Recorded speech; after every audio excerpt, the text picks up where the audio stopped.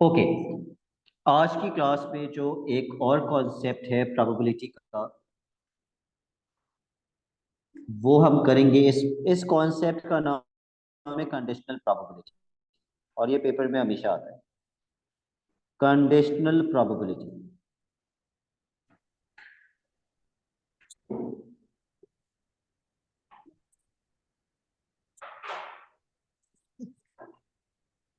Conditional probability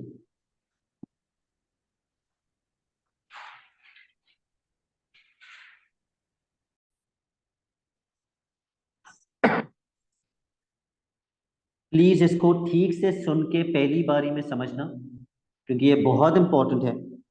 conditional probability कुछ इस तरीके से लिखी जाती है, प्रोबेबिलिटी ऑफ ए, फिर ये vertical line, and then b. This vertical line is read as given that। तो इसको कैसे पढ़ते हैं? इसको पढ़ते हैं probability of A given that B has occurred। ठीक है, probability of A given that B has occurred। तो क्वेश्चन पढ़ के पता कैसे चलता है ये कंडीशनल प्रोबेबिलिटी का क्वेश्चन है? क्वेश्चन के अंदर given that का वर्ड यूज हुआ होता है, क्वेश्चन में लिखा हुआ होता है given that। इसको पढ़ते हैं probability of A given that B has occurred। इसका फॉर्मूला लिखिए, is equals to probability of A and B। मैंने कल बताया था ना, एंड का मतलब क्या होता है? ए एंड बी। एंड का मतलब क्या होता है? मल्टीप्लाई भी कह सकते हैं इसको, ए इंटरसेक्शन बी भी कह सकते हैं। You can say a intersection b also. Probability of A and B upon probability of B.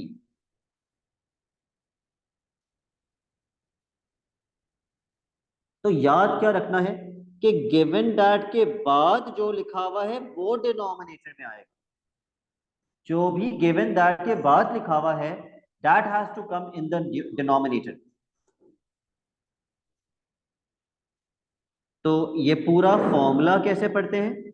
It is probability of A given that B has occurred is equal to probability of A and B upon probability of b. ठीक है, अब देखो इसका question पढ़ के कैसे पता चलता है कि भाई ये कंडीशनल प्रोबेबिलिटी का क्वेश्चन है। Let's start with question number 18।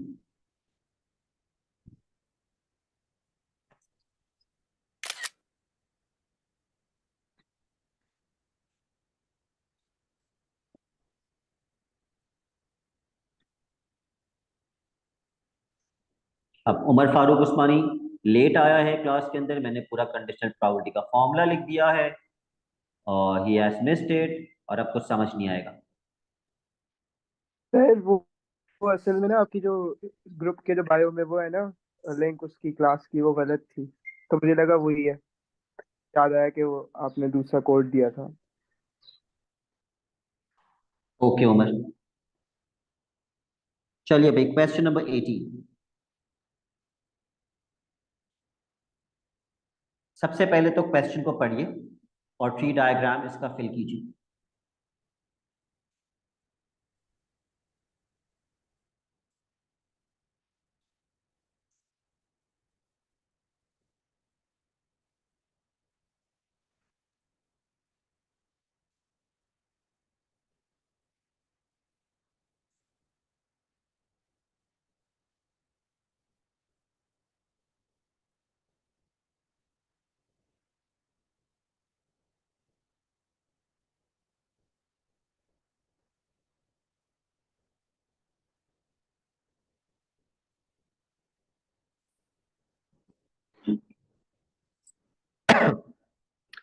भाई ऑब्वियसली अगर ऊपर 0.2 है तो नीचे क्या होगा? 0.8। अगर ऊपर 0.75 है तो नीचे क्या होगा? 0.25 x। अगर ऊपर x है तो नीचे क्या होना चाहिए? 1 - x। वेरी गुड, 1 - x, क्योंकि टोटल 1 होता है, 1 माइनस एक्स।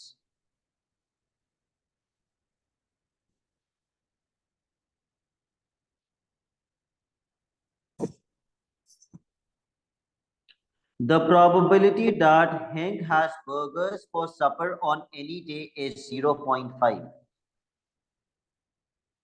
ये प्रोबेबिलिटी का आंसर उन्होंने दे के बोला है एक्स निकालो।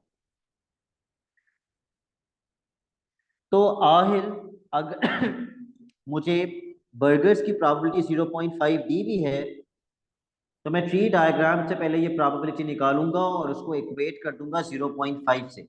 Can you tell me Hank has burgers की प्रोबेबिलिटी मैं कैसे निकालूं इस ट्री डायग्राम से?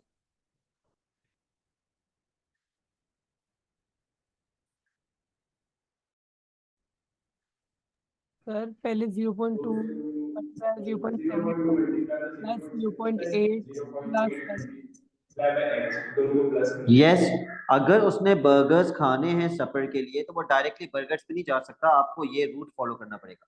0.2 मल्टीप्लाई बाय 0.75, इससे भी वो बर्गर खा सकता है, या फिर plus 0.8 multiply by 0.8 multiply by x, उससे भी वो बर्गर खा सकता है। इसको इक्वेट कर देंगे किससे?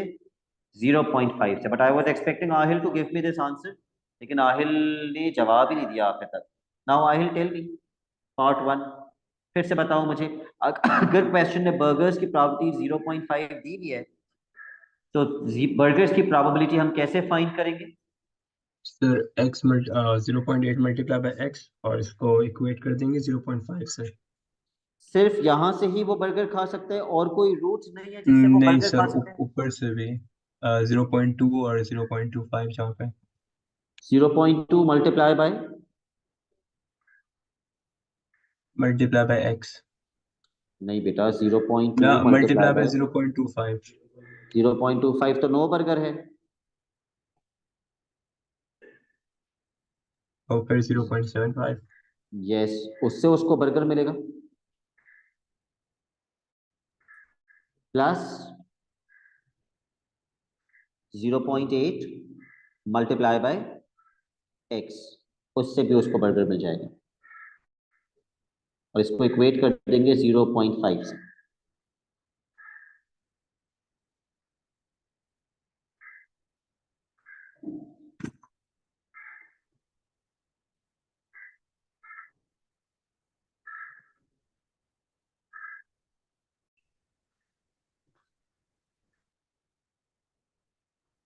What is 0.2 multiplied by 0.75?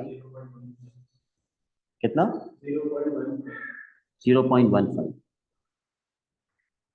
plus 0.8x is equals to 0.5।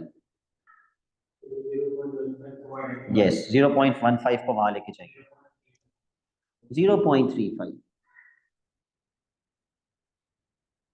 फिर 0.8 वहां जाके डिवाइड हो जाएगा, 0.35 डिवाइडेड बाय 0.8,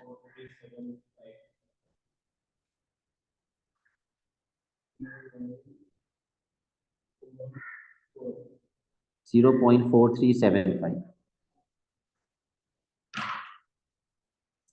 अगला पार्ट पढ़िए इसका।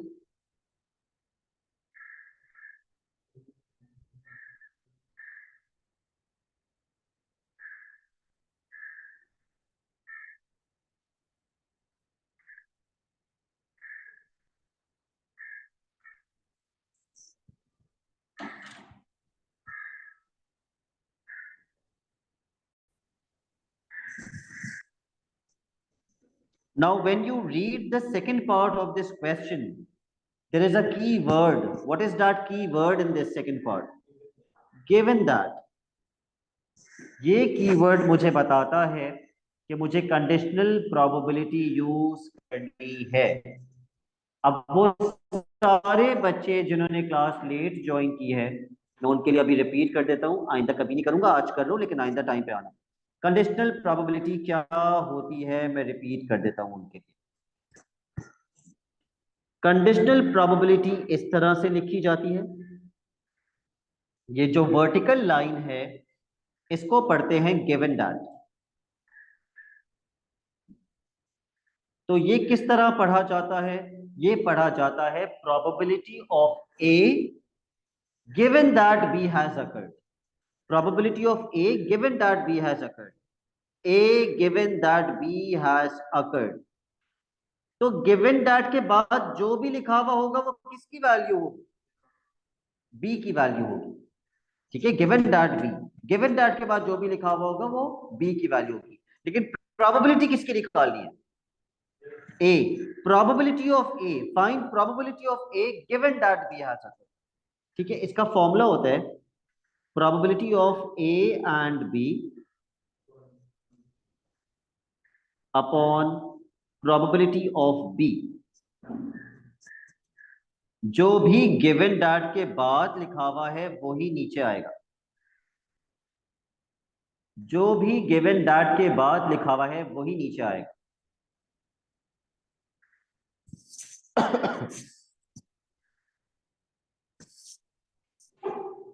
अच्छा, तो अगर क्वेश्चन में लिखा हुआ है given that Hank has burgers for supper, तो हामिस इसमें बी की वैल्यू क्या है?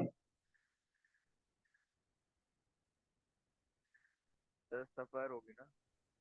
बी की वैल्यू है that he has burgers for supper. Find the probability that he went for swimming. तो ए क्या है? स्विमिंग। ठीक है, फिर बता रहा हूं, गिवन दैट के बाद जो भी लिखा हुआ होता है वो बी की वैल्यू होती है। अब इस क्वेश्चन में दो चीजें हैं, एक स्विमिंग के बारे में है और दूसरी बर्गर्स के बारे में है। तो वो कह रहे हैं given that Hank has burgers, तो गिवन दैट के बाद जो भी लिखा हुआ होता है वो बी होता है, और जिसकी प्रोबेबिलिटी निकालनी है वो ए होता है। तो मैं इसका फॉर्मूला कैसे बनाऊं पार्ट टू का? मैं अब ए और बी थोड़ी यूज करूंगा। प्रोबेबिलिटी किसकी निकालनी है? स्विमिंग की, गिवन दैट कि उसने बर्गर खाया, इज इक्वल्स टू फरीहा। अब आगे मैं कैसे लिखूं related with this formula? And tell me, मुझे आगे क्या लिखना चाहिए? probability of S and A divided by probability of B. Very good. Probability of swimming and burgers upon probability of burgers. अच्छा भाई, निकाल लेते हैं, कोई मसला नहीं है। स्विमिंग एंड बर्गर, यानी कि वो स्विमिंग करने गया और फिर उसने बर्गर खाया। 0.2 मल्टीप्लाई बाय 0.75। क्या आखिर और कोई ऑप्शन है मेरे पास जिसमें वो स्विमिंग करने गया हो और उसने बर्गर खाया हो? जी सर, और दूसरा, 0.8 वो टाइम तो स्विमिंग करने ही नहीं गया। 0.4375। हेलो, वो तो स्विमिंग करने ही नहीं गया 0.8। नहीं सर, फिर नहीं है। और कोई ऑप्शन नहीं है स्विमिंग एंड बर्गर के लिए। Swimming and burger, this is the only option. 0.2 multiply by 0.75 upon probability that he ate a burger, वो ऑलरेडी क्वेश्चन में दी हुई थी। Yes, it was already given in the question, 0.5।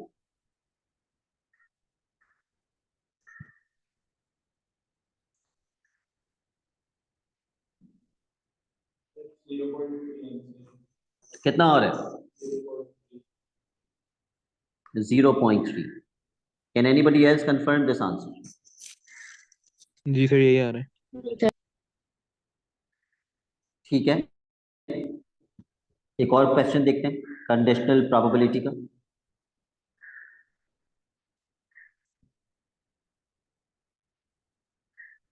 Question number 20। Let me paste the question over here.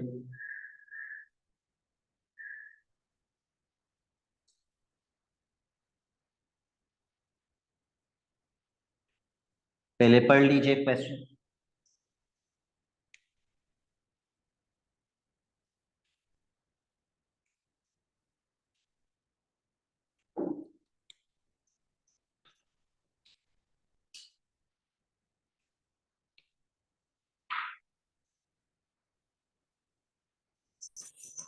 जो इस type के questions होते हैं ना, जिसमें वो कहते हैं इफ ही अटेंड्स तो ऐसा होगा, if he does not attend तो ऐसा होगा, ऐसे क्वेश्चंस को कैसे सॉल्व किया जाता है?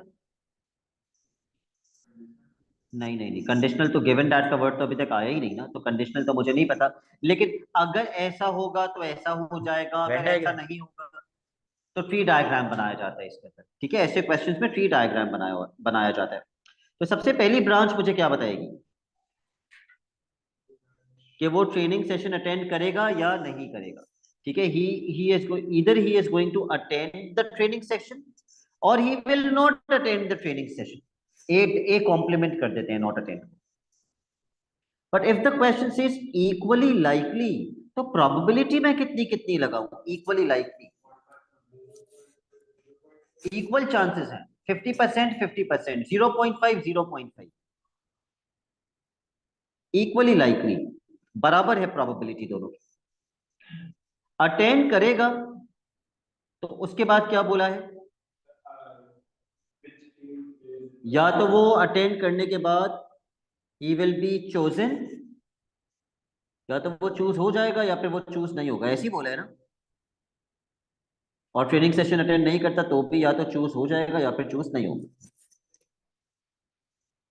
अटेंड करने पर चूज होने की प्रोबेबिलिटी क्वेश्चन में दी भी है क्या?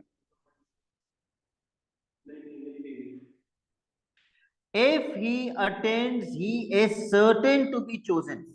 अगर वो ट्रेनिंग सेशन अटेंड करता है तो वो लाजमी चूज हो जाएगा। लाजमी चूज होने का मतलब कितनी प्रोबेबिलिटी, ज्यादा से ज्यादा कितनी होती है? 1। फिर तो वो लाजमी चूज हो जाएगा, तो नॉट चूज होने की प्रोबेबिलिटी 0। अब हामिस मुझे आगे फिल करवाइए ट्री डायग्राम, आगे पढ़ के।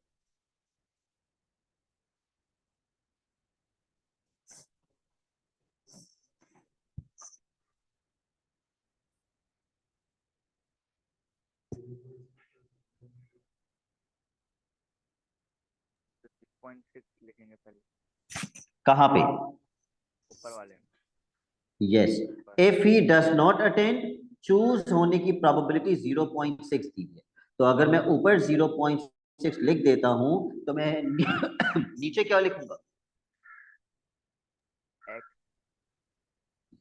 अल्लाह अकबर, एक्स क्यों लिखूंगा भाई? एक ब्रांच का सम 1 होता है।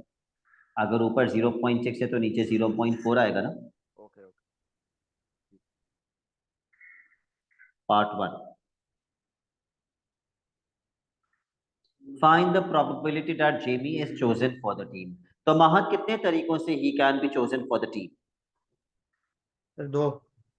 कौन कौन से दो? पहले अटेंड करके चूज हो जाए, फिर नॉट अटेंड करके चूज हो जाए। यस, तो 0.5 मल्टीप्लाई बाय 0.1 प्लस, माने 1 से मल्टीप्लाई होगा, 0.1 नहीं। Sorry, 0.5 multiply by 1 plus 0.5 into 0.6। ठीक है, probability that he is chosen for the team, 0.5 into 1 plus 0.5 into 0.6।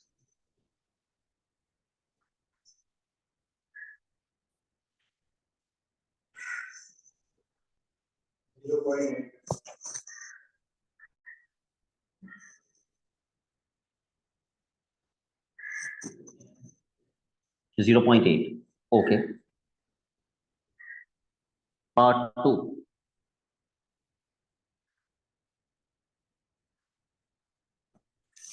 there is a keyword, yes। अब गिवन दैट के बाद जो भी लिखा हुआ होता है वो किसकी वैल्यू होती है? बी की। तो उस पे बी लिख दिया करो। और ए किसकी वैल्यू होती है? जिसकी प्रोबेबिलिटी हमें फाइंड करनी होती है। हमें किसकी प्रोबेबिलिटी फाइंड करनी है? That he attended the session और नॉट। ठीक है, तो इसका फॉर्मूला नवीरा में कैसे बनाऊं? प्रोबेबिलिटी ऑफ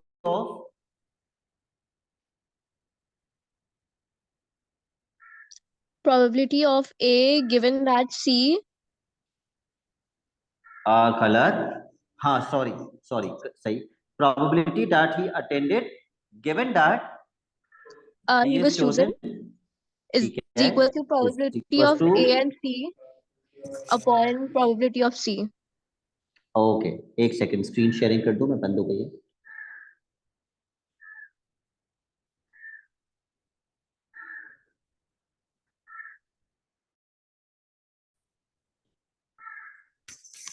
ओके नवीरा, फिर से बता देंगे आप मुझे, is equals to probability of A and C upon probability of ए C. And C upon probability of सी।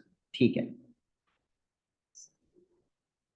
चलो भाई, अब ताकि मुझे कंफर्म हो जाए कि आहिल को समझ में आ गया या नहीं। Aahil, probability of A and c, he attended and he got chosen. 0.5 times 1. शुक्र। और कोई कंडीशन और किसी तरीके से तो नहीं मिलेगी ये प्रोबेबिलिटी? नहीं. नहीं। 0.5 times 1 is 0.5 upon how much probability that he is chosen?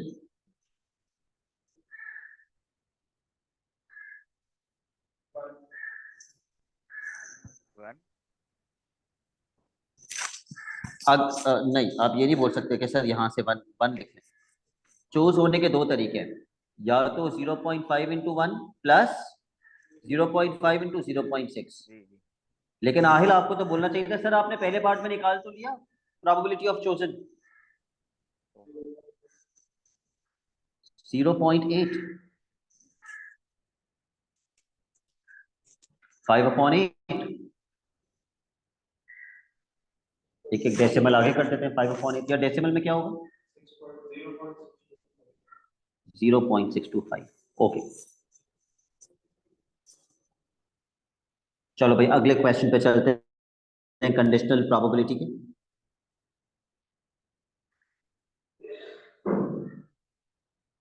Question number 21।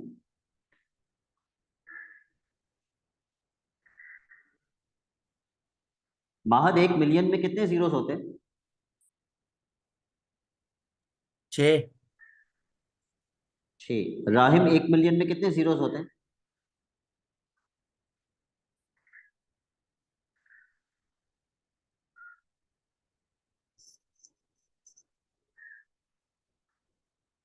Okay, no answer. 8। फौरन से राहिम ने जो है ना वो मोबाइल खोला, गूगल निकाला। नहीं नहीं, सोच रहा था, वादा सोच रहा है। कितने जीरोस होते हैं? 6। 6 जीरोस होते हैं। ओके ठीक है, प्लीज रीड दिस क्वेश्चन और इसका भी ट्री डायग्राम बनाइए।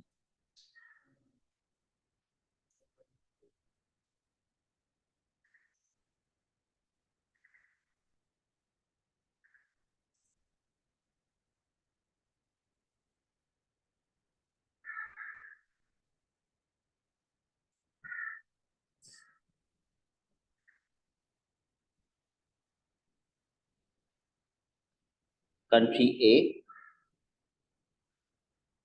शुगर लेते हैं, शुगर नहीं लेते। कंट्री बी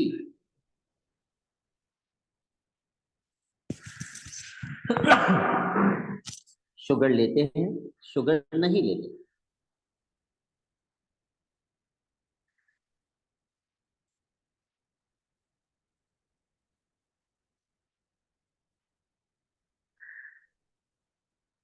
कंट्री ए में कितने लोग हैं? 3 मिलियन पीपल। अभी सिर्फ कंट्री ए की बात करेंगे। कितने परसेंट लोग शुगर लेते हैं? 30%। तो 30% ऑफ 3 मिलियन, 1 2 3 4 5 6, कितने लोग शुगर लेते हैं? निकालो कैलकुलेटर से। 9 लाख। 9 लाख लोग शुगर लेते हैं कंट्री ए में। 9 1 2 3 4 5। तो शुगर लेने वालों की प्रोबेबिलिटी कितनी होगी? 9 lakh upon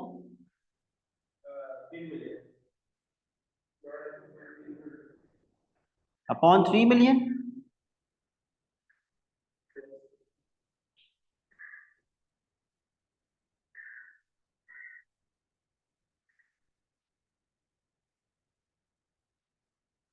zero point three.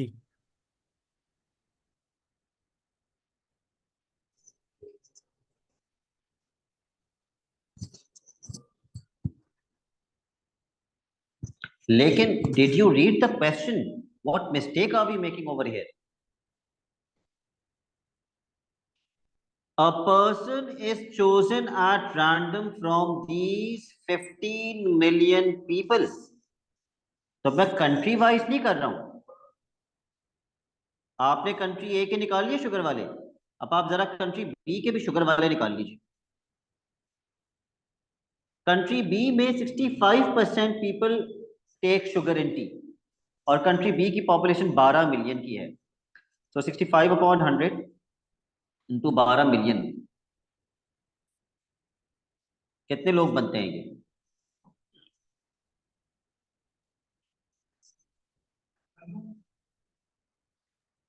$78 lakhs। नहीं, एक सेकेंड। 75 लाख नहीं आ रहा, 78 आ रहे। ओके, मुझे कंट्री ए के भी शुगर वाले लोग मिल गए, कंट्री बी के भी शुगर वाले लोग मिल गए। अब मैं क्या करूं? टोटल शुगर वाले लोग निकाल लूं, कितने हो गए? इनके 15 मिलियन टोटल पॉपुलेशन में से मुझे ये निकालना है ना टोटल शुगर वाले लोग कितने हैं। दोनों को जरा प्लस कर लो।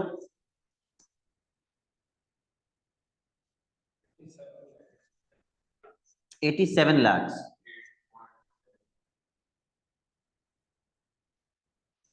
कितनों में से?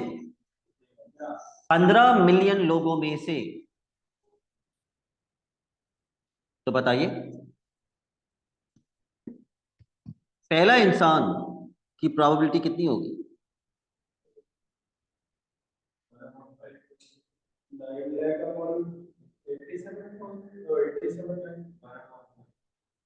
$87 lakhs upon 15 million people. Find the probability that the person is chosen from country A. Okay, एक मिनट, अभी मैं ट्री डायग्राम हटा रहा हूं। ठीक है, Find the probability that the person is chosen from country A. Country A में कितने लोग हैं? 3 million. 3 million upon 15 million, cancel out होके 1/5। Part 2,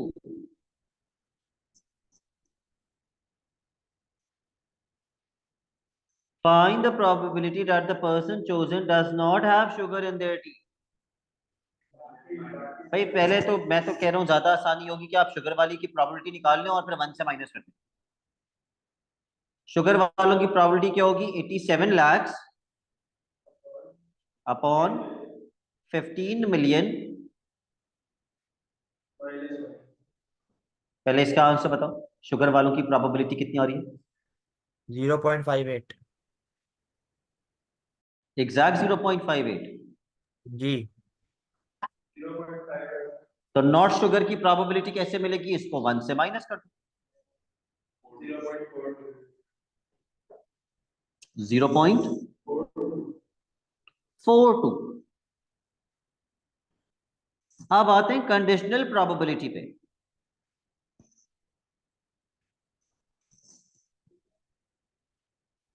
given that is the keyword, और गिवन दैट के बाद जो लिखा हुआ होता है वो किसकी वैल्यू होती है? बी की। तो राहिम, बी की वैल्यू क्या है इस क्वेश्चन में?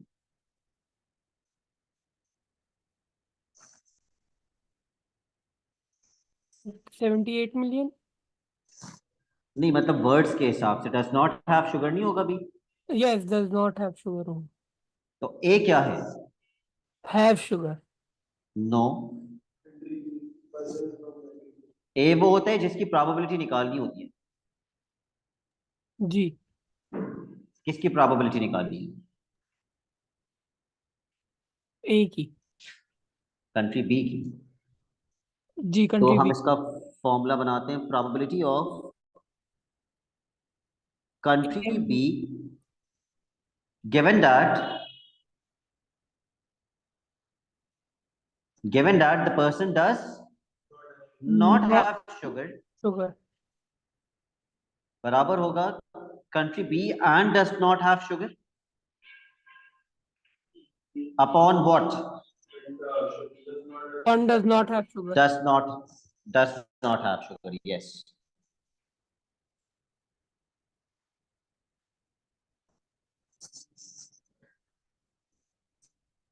तो इसके लिए ट्री डायग्राम इतना जरूरी नहीं है, क्योंकि मैं डायरेक्टली भी बता सकता हूँ country b and does not have sugar. Country b के शुगर वाले मैंने निकाल लिए थे।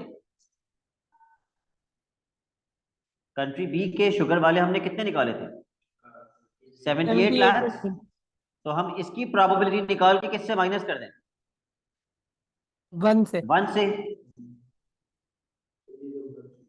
1 माइनस 78 लाख अपॉन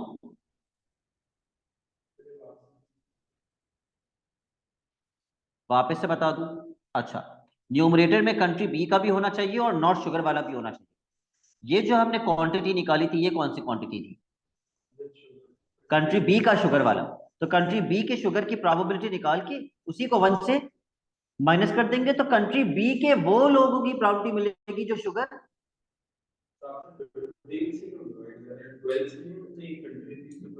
लेकिन हम ले तो जो जो मेन क्वेश्चन है वो तो 15 मिलियन पीपल का है। A person is chosen at random from 15 million people.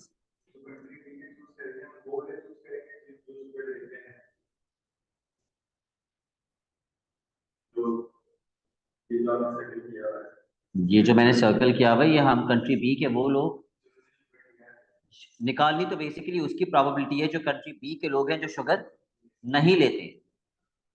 S complement लगा हुआ है ना, जो शुगर नहीं लेते। तो पहले मैं शुगर लेने वालों की निकाल लूं और फिर उसको 1 से माइनस कर लूं।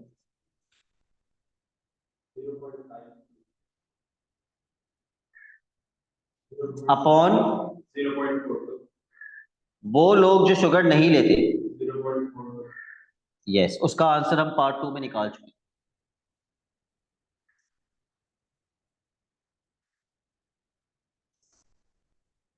कितना बनेगा ये?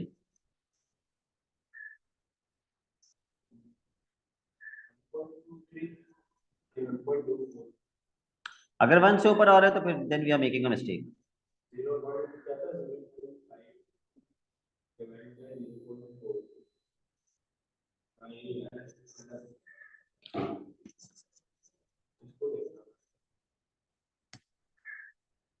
सर न्यूमरेटर में एस डैश से भी तो मल्टीप्लाई करना है।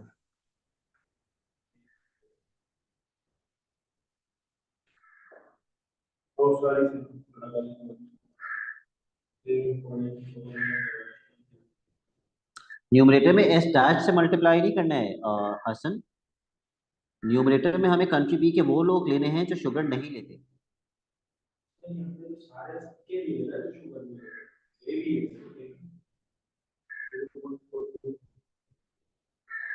और डिनोमिनेटर में हमें वो सारे लोग लेने जो शुगर नहीं लेते, वो कंट्री हो या कंट्री बी हो, उससे फर्क नहीं पड़ता।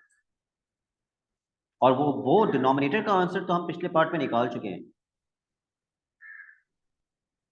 न्यूमरेटर में हम एक गलती कर रहे हैं। Okay, let me tell you, यहाँ पे जो 78 लाख हैं ये कौन से लोग हैं? कंट्री बी के जो शुगर लेते हैं। तो कंट्री बी के वो लोग जो शुगर नहीं लेते वो कितने होंगे? कंट्री बी की पॉपुलेशन कितनी थी? 12 मिलियन। 12 मिलियन में से जरा इसको माइनस करो ताकि पता चल जाए कंट्री बी के वो लोग जो शुगर नहीं लेते।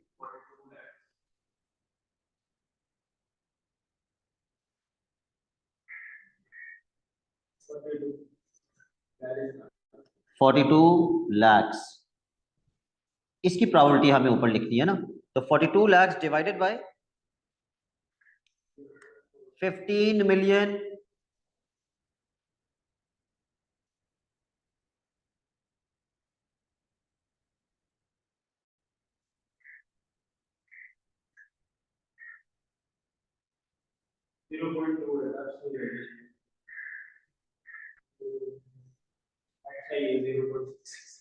Zero point 667। अच्छा, उससे आंसर सही क्यों नहीं आ रहा था मैं ये भी बता दूं। मैं पहले लिख रहा था 1 माइनस इसकी प्रोबेबिलिटी, लेकिन जब मैं इसकी प्रोबेबिलिटी 1 में से माइनस कर रहा था तो उसमें नॉट शुगर वाले, मतलब इसका ऑपोजिट आ रहा था, जो वो लोग जो बी कंट्री बी में शुगर नहीं लेते। अब इसके ऑपोजिट में पता है क्या क्या आ रहा था? कंट्री ए भी आ रहा था, कंट्री ए के शुगर वाले, कंट्री ए के नॉट शुगर वाले, क्योंकि हम डिवाइड तो 15 मिलियन, टोटल तो 15 मिलियन यूज कर रहे थे, तो वो हम वहां गलती कर रहे थे। Okay, next question that we will do is question number 2023. It is a past paper question and आज की क्लास का सबसे important question, question number 23, the most important question of today's class.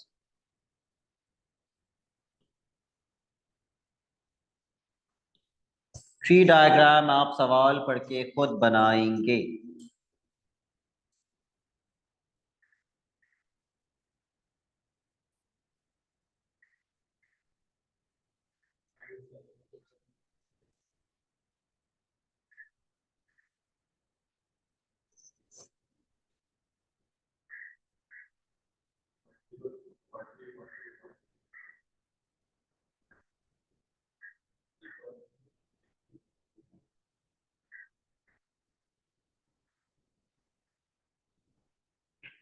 थोड़ा सा लॉजिकल क्वेश्चन है। He tosses a fair coin twice. You know, जब आप एक फेयर कॉइन को 2 दफा टॉस करते हैं तो आपके पास कितने ऑप्शंस आते हैं? 4। Head head, head tail, tail head, tail tail. ठीक है, अच्छा अगर मुझे इसका पार्ट 1 करना है, एक कॉइन के लिए तो सबसे अच्छा ऑप्शन होता है ट्री डायग्राम। पहली बारी में हेड आ गया, दूसरी बारी में टेल आ गया, हेड टेल, हेड टेल। ये कॉइन का पहला टॉस था और ये कॉइन का दूसरा टॉस था। यस, हर बार प्रोबेबिलिटी कितनी होगी? हेड हो या टेल हो, 0.5 ही होती है।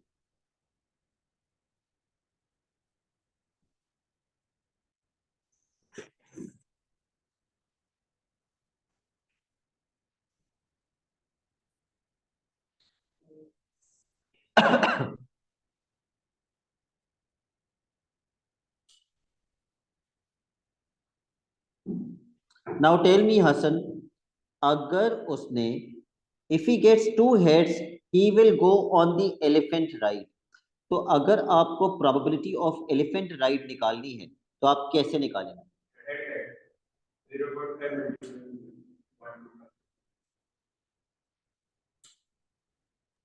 Sir, 0.5 into 0.5. Yes, yes.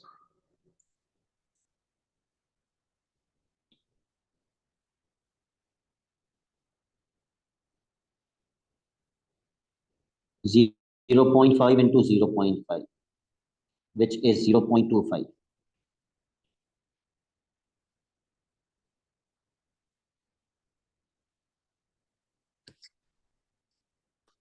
If he gets 2 tails, he will go to the camel ride. हामिस ये कैसे निकालेंगे?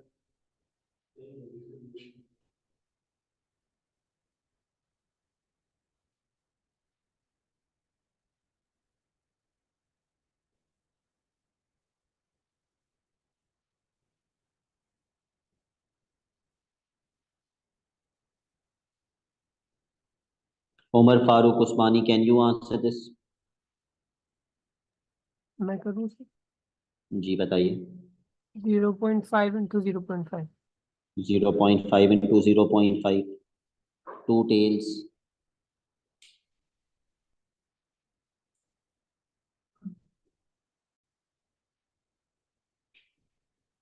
आगे पढ़ लीजिए question.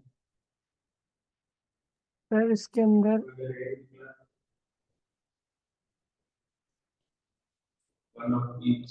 And if he gets 1 of each, he will go on the jungle tractor. 1 of each का मतलब it could either be head tail और tail head। तो उस केस में वो कौन सी राइड पे जाएगा? जंगल tractor ride. Okay, 0.5 into 0.5 plus 0.5 into 0.5,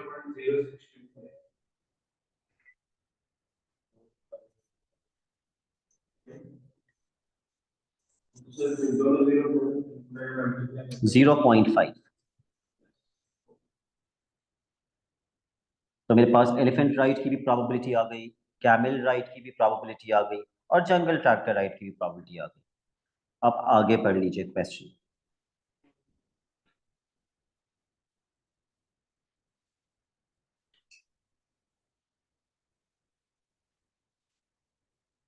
The probabilities that Ravi is frightened on each of the rides are as follows. Elephant ride पर बैठते हुए वो डर जाएगा, उसकी प्रोबेबिलिटी है 6/10। कैमल राइड पे वो बैठते हुए डर जाएगा, उसकी प्रोबेबिलिटी है 7/10। और जंगल ट्रैक्टर राइड पे वो बैठते हुए डर जाएगा, उसकी प्रोबेबिलिटी है 8/10। Draw a fully labeled tree diagram showing the rides that Ravi could take and whether or not he is frightened। तो पहली वाली ब्रांच किसकी होगी? पहली वाली डायरेक्टली फ्राइटेंड से थोड़ी स्टार्ट करोगे। पहली तो ये होगी कि वो कौन सी राइड लेगा। उसके पास तीन राइड्स के ऑप्शंस है ना, पहले वो राइड पे बैठेगा फिर वो फ्राइटेंड होगा। तो वो कौन कौन सी राइड्स ले सकता है?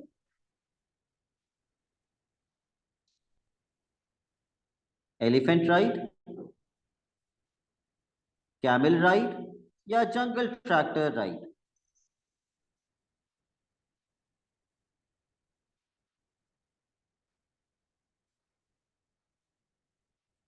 इन तीनों की प्रोबेबिलिटीज हमने कितनी कितनी निकाली है? एलिफेंट राइड की 0.25, कैमल राइड की 0.25, जंगल ट्रैक्टर की 0.5। अब जब वो इनमें बैठेगा तो उसके बाद he will either get frightened और he will not get frightened. वो सारी प्रोबेबिलिटीज आपको क्वेश्चन में दी हुई हैं।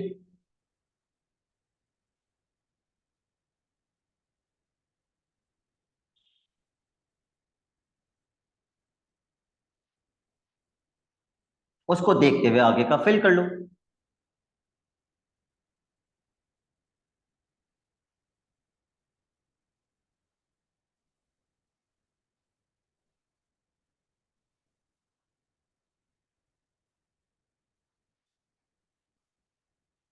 एलिफेंट राइड पे फ्राइटन होने की है 6/10, तो मैं इसको डेसिमल में लिख रहा हूँ। अगर ऊपर 0.6 है तो नीचे 0.4 आएगा।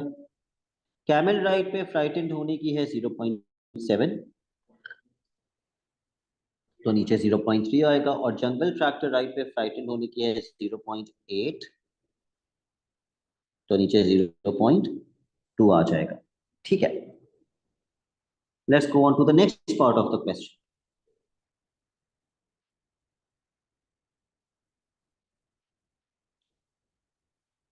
Part 3 and Part 4. Find the probability that he is frightened. बहुत सारे ऑप्शंस हैं उसके फ्राइटेंड होने के, और ये मत बोलना कि डायरेक्टली 0.6, ऐसे नहीं जा सकते। स्टार्ट आपको यहीं से करना है। तो फ्राइटेंड होने के लिए पहली कंडीशन क्या है? कि तीनों राइड्स में जाना चाहिए।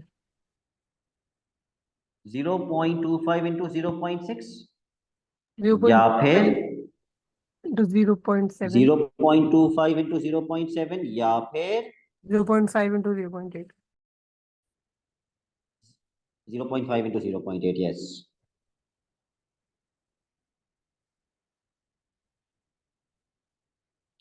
probability that he will get frightened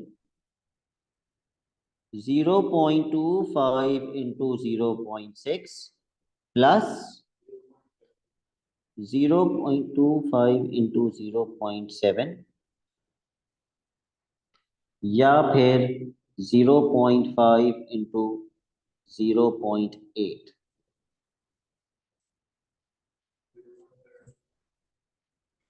किसी ने अगर आंसर निकाल लिया तो मुझे बता दे कितना आ रहा है। 0.725। Okay, now what I want you people to do is, जिन्होंने पार्ट 3 कंप्लीट कर लिया है वो वो पार्ट 4 का जरा मुझे फॉर्मूला बना के दिखा दें। कंडीशनल प्रोबेबिलिटी है, गिवन दैट का वर्ड लिखा हुआ है। आई नीड टू सी कितने बच्चे फॉर्मूला बना सकते हैं।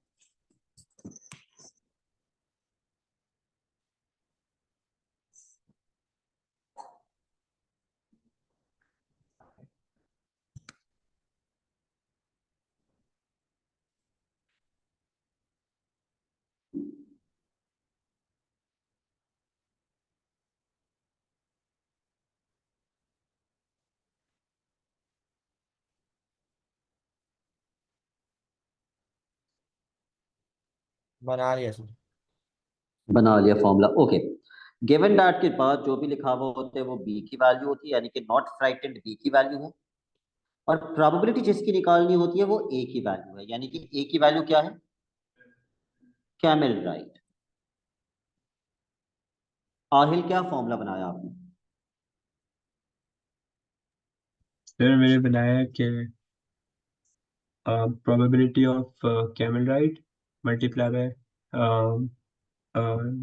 not frightened divided by probability of not frightened. हाँ, लेकिन मुझे पहले इक्वल टू से पहले तो लिखवाओ probability of camel ride given that not frightened. not frightened, ठीक है, is equal to probability of camel ride and not frightened upon probability of not frightened, ये बनाया ना? Yes sir. Okay, camel ride and not frightened, ये probability tree diagram से कैसे आएगी? Camel ride and not frightened 0.25 into 0.3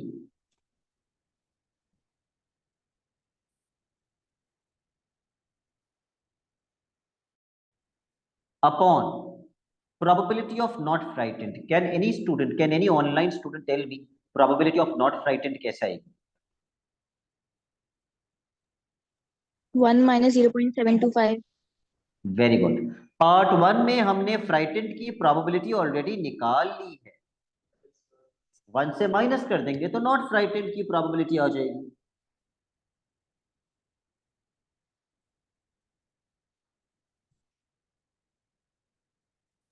zero point 273।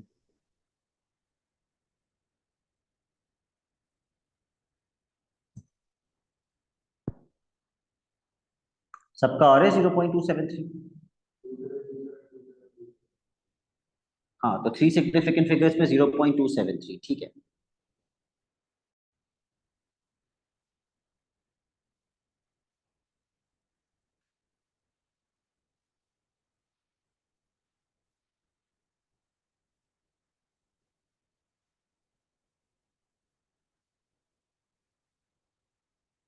Okay, question number 27 और question number 28 का tree diagram मैं आपको बना के अभी डिस्कस कर लेता हूं, लेकिन पार्ट्स आप इसके खुद से करेंगे। लेट्स स्टार्ट विद क्वेश्चन 27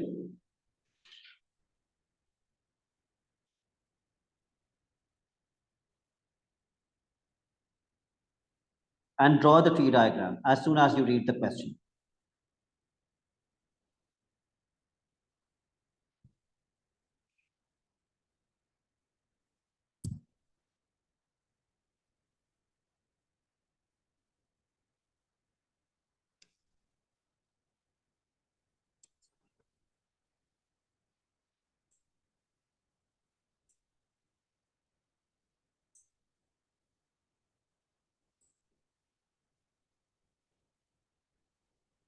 कितनी ब्रांचेस बनाऊं, 2 या 3?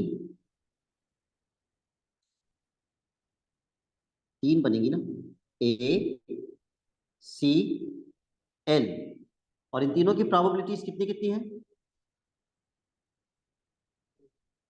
ए की 0.5, 0.3 और फिर एल की 0.2। और कॉफी के बाद वो क्या क्या लिखा हुआ है, या तो वो इमीडिएटली पी लेता है या वो बाद में पीने के लिए रख देता है, और he leaves it to drink later. तो आगे कितनी ब्रांचेस बनेगी, 2 या 3? 2 2, सबके आगे 2 2। Immediately, not immediately, immediately, not immediately, immediately, not immediately।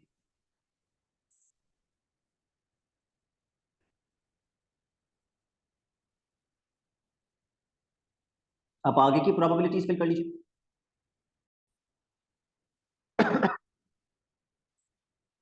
ए के बाद वो इमीडिएटली कॉफी पी ले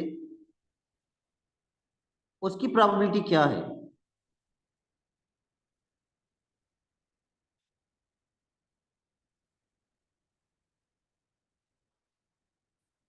जीरो पॉइंट एट। और अगर मैं ऊपर 0.8 लिख रहा हूं तो नीचे हामिस को, अब हामिस ने सीख लिया है कि अगर ऊपर 0.8 लिखेंगे तो नीचे क्या लिखेंगे?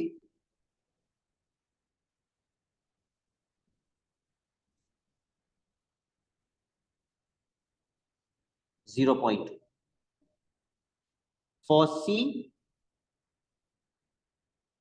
इमीडिएटली की प्रोबेबिलिटी 0.6 है तो नीचे 0.4। एंड फॉर लाटे इमीडिएटली की प्रोबेबिलिटी 0.1 है तो नीचे 0.9।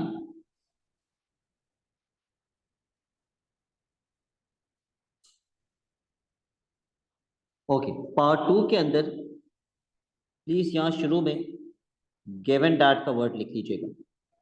Given that Fabio drinks his coffee immediately. Question 28 पे आ जाओ। 28 का ट्री डायग्राम 27 से भी ज्यादा आसान है।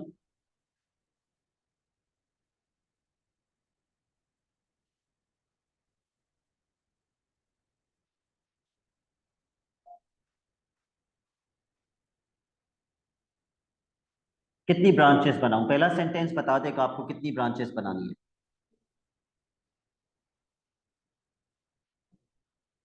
3,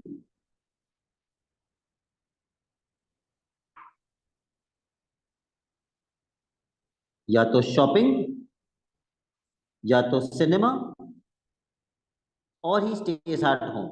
तीनों की प्रोबेबिलिटी मुझे बता दीजिए।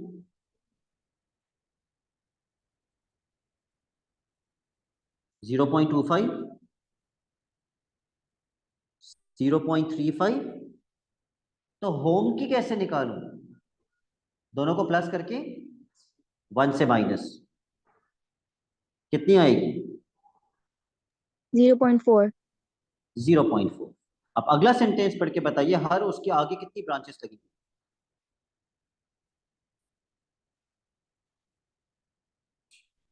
2 2।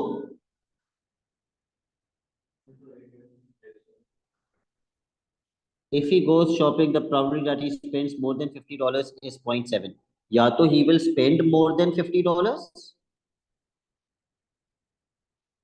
या फिर he will not spend more than $50। ऐसी है ना?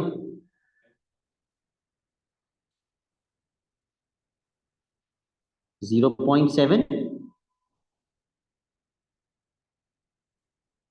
0.3, और सिनेमा के बाद more than $50, not more than $50। More than $50 के लिए क्या लिखूं? सिनेमा के लिए मोर देन $50 की प्रोबेबिलिटी कितनी दी हुई है? 0.8, तो नीचे 0.2। और अगर वो घर पे रुकता है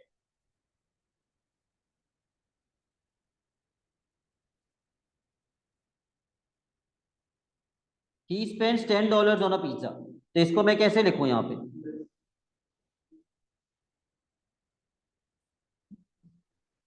मतलब आना तो वही चाहिए ना, more than $50, not more than $50। तो नॉट मोर देन $50 की प्रोबेबिलिटी कितनी दी हुई है? 1। वेरी गुड, तो ऊपर 0 आ जाएगा। इन दोनों क्वेश्चंस के पार्ट्स अभी आप करके मुझे 5:15 बजे से पहले सेंड करेंगे। That's it for today.